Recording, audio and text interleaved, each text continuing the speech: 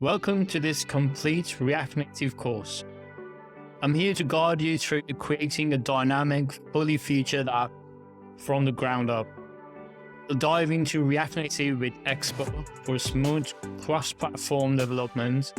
We'll use Firebase for rock-solid authentication, Firestore to manage user data, and ChatGPT API to make our app interact with the user in a personal and customized way. I've been working as lead React Native developer for over 8 years and have built more than 20 apps reaching millions of users globally.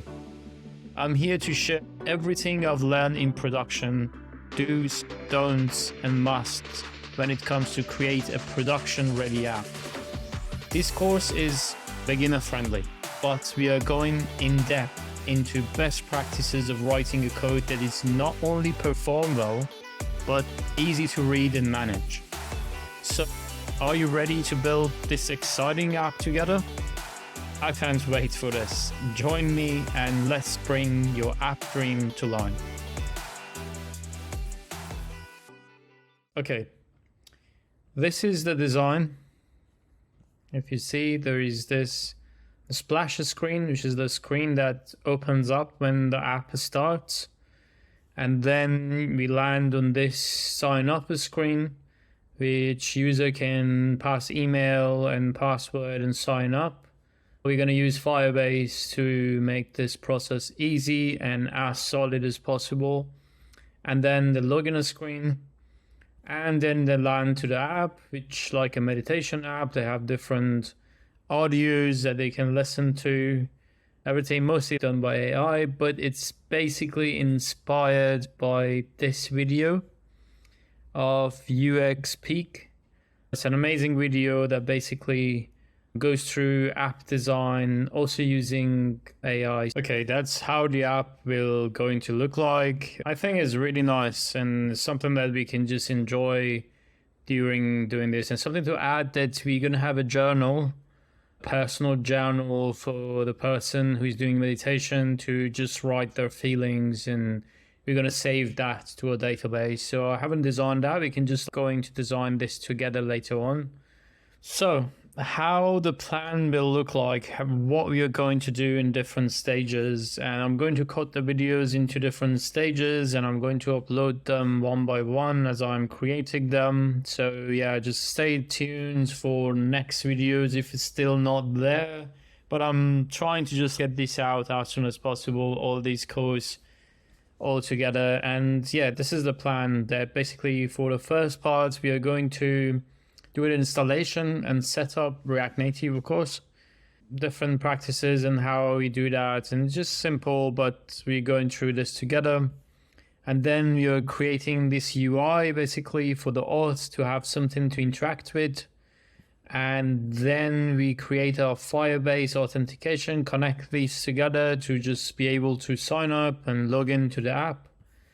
Then we are going to also activate our cloud Firestore because we want to save user data there, their images, their preferences, and some of things that we are going to get from the user in the onboarding. We're gonna also design the onboarding together. What else? Yeah, we're just then going to implement the UI, landing screen, and the journal possibly after that.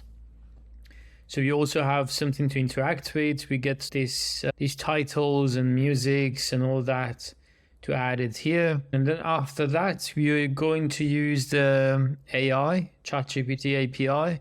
So at this point, the user can enter the journal, they can just enter to the app. And we want to just motivate them by sending them customized motivational codes and customize the experience for them. And we can see how we are going to use this ChatGPT. We can use it in different ways, but the main point is how to use the API of ChatGPT, how to get the responses from there, and creating something interactive for the user. So we are going to initiate the Expo app. So this is the React Native documentation. You have two ways to go: React Native barebone But you handle everything. It has a lot of benefits for big production. You just have access to every iOS native code, Android native codes, and you can do whatever you want with your app. It's completely bare bone and you can do whatever, but there are also drawbacks that everything is handled by you. If you want to have like automation builds and all that, you need to create that, but Expo handles all those for you as well. One of the biggest benefits of Expo, in my view, is basically that if you are creating an app and you want to run it on your phone, you definitely, with the bare bone React Native, you need to have App Store account that basically you pay the creator fees, and it's like not much, I think $99 a year, but it's still like you need to go through the process, get their store and everything is running, and then you can basically put your app up there, and the app needs to go through the reviews to just apply on the test flight. It's just for the initial development, it's a bit too much. So if you want to quickly get your app on your phone, get your app on your friend's phone, you can use Expo Go, which is like another app as well on your phone, which your friends and your coworkers and maybe your clients even can have that on their phone. And then easily you can share this app as you are progressing on the development of the app. You can share that with everyone, and it's much easier on the initial part at the end. And that's it. Like for React Native, if you see, then for iOS and then Android, you need to just go through different steps here. You install the Burrow, you install the Xcode, and then set up your Xcode in different ways. And then you get to run the app on the simulator, all that. So yeah, we go with the Expo Go on this project. And then later on, if you're on the Expo and then for some reason you need all those goodness of bare bone React Native, you can eject your app. But once you eject, you never can go back anyway. But yeah, once you decided, you can eject, and now you have access to every good things that comes with the bare bone and all the problems that also the bare bone has. So what we're going to do, we are going to npx create Expo app Zenscape, the name of the app that we want to build. Enter. Okay, this has now, like, we have this Zenscape with all the necessary files that we need to work on. Let's do, I usually do one thing, like I find this folder, basically like it just finding that folder, and I just run this directly into this folder because like I was outside and I need to just be in that folder. Is easier to run all commands, and anytime you want to open a new terminal, you're always like inside this Zenscape folder. So open it up again into your IDE. The IDE of my choice is basically Visual Studio Code, and you can choose anything you want. I use this all the time in production, at work, anytime I do a project. So yeah, let's do one thing. Like I want just this project in TypeScript, so I'm going to rename this to TSX. And when I run this, it's going to basically do all the installation of tsconfig and all that for me. Let's do that.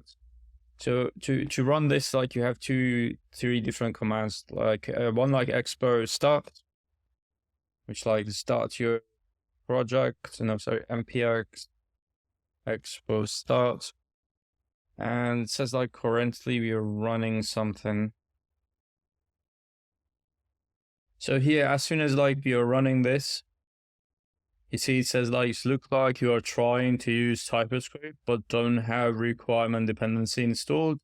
So this, like you say yes, and it's going to install you all the TypeScript, everything you need for TypeScript. TypeScript is amazing. It's the really good part of JavaScript. I can explain, especially in production. Just start to get used to it. You can just go very easy with it, but then you can start to build up and go fully TypeScript. you just define all the types of everything that you are, all your props and everything that you use, and it's absolutely useful. Okay, so like now you can just the few different ways. You install the Expo Go on your phone, Android or iOS, and then scan this code with your, on iOS, you scan it with your camera. Just a scan like a normal website that you are scanning, and you just get a link, and when you press on that, it opens up your Expo Go and opens up the app. It's live, you can refresh, and it works really great. The other way is on your Android, basically you have the Expo Go app, and then on the Expo Go app there is a camera inside the app, and then you just scan this or more.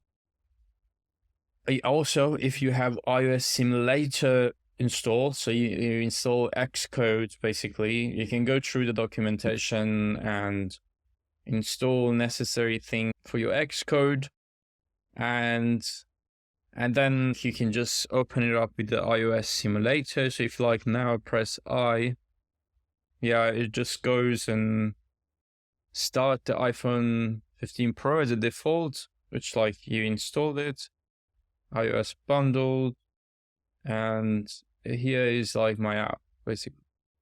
So I can put it here. Yeah, so now everything's working. So you don't need to do anything else. Now we have this, we can go, okay. And that's it, you have the app.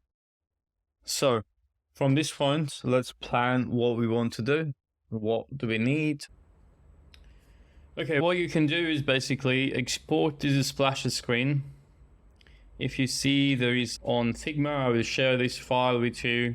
If you see there is this export, you can just add plus. And then you see the exported version, how it looks like. So this is our exported version. Yeah, you can just export this, and you can just select 2x to just make it a better quality. Export this. And here, basically, if you see on your app JSON file, the splash icon and the splasher screen, there is a path to it. So the path is basically on the asset icon and the splasher. So you can just like replace these two. I replaced the exact name as what it was with my asset. What you can do is basically, you can change this path as well. If you want to just put it somewhere else, you can just change this path, and then you splash a screen, as you can see on my screen. If I run the app, the splash the screen for a second, you can see that's the one. And you can change this resize mode to stretch or contain or fill, or I think like you have three options. Yeah, that's, and the background, you can just set it to whatever color you want. Okay, that's it for this part. We went through the introduction, what we want to build. We installed and set up our environment, Expo environment. We just created our splasher screen, and everything is now ready for us to start our project. Make sure you subscribe and hit the bell button. I will promise to upload the rest of this series as soon as possible. Yeah, we can continue this together and build a truly amazing AI-driven meditation app, production ready. Let's go.